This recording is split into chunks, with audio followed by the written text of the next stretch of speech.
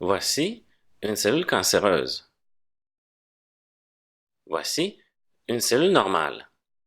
Comment faire la différence entre les deux? Si on savait, on pourrait trouver des meilleurs traitements pour combattre le cancer. On retrouve dans le cancer des substances appelées antigènes tumoraux spécifiques. Ces molécules ne sont pas présentes à la surface des cellules normales.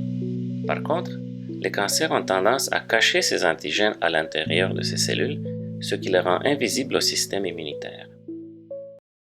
Si les substances mêmes qui les identifient sont situées à l'intérieur, comment faire pour combattre le cancer de cette manière?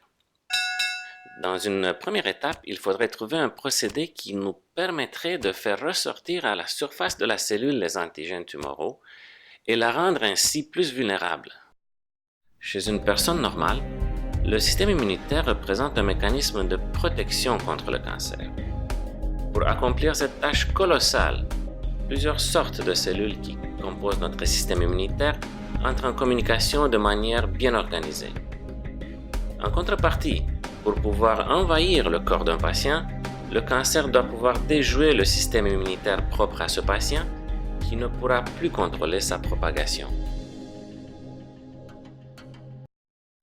Pour combattre le cancer avec le système immunitaire, on vous propose deux procédés. Allons tout d'abord au niveau microscopique.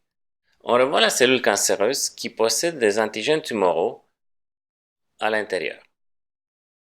Le premier procédé est la radiothérapie à faible dose.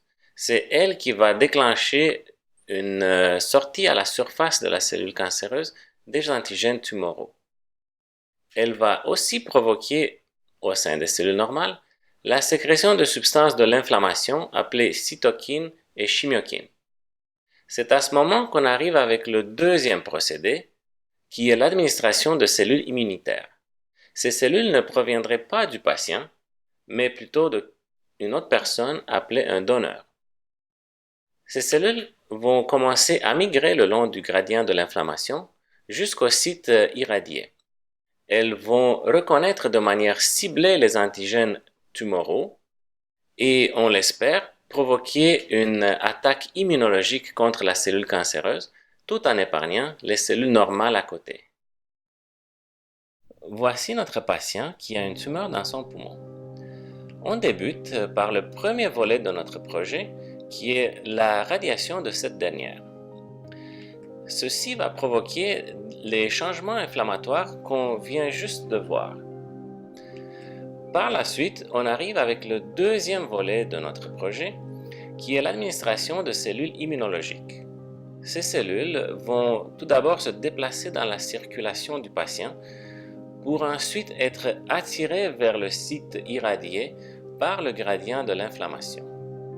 En se concentrant à cet endroit, on espère qu'elles vont déclencher une réaction de rejet immunologique du cancer. Alors voilà, j'espère que vous avez aimé.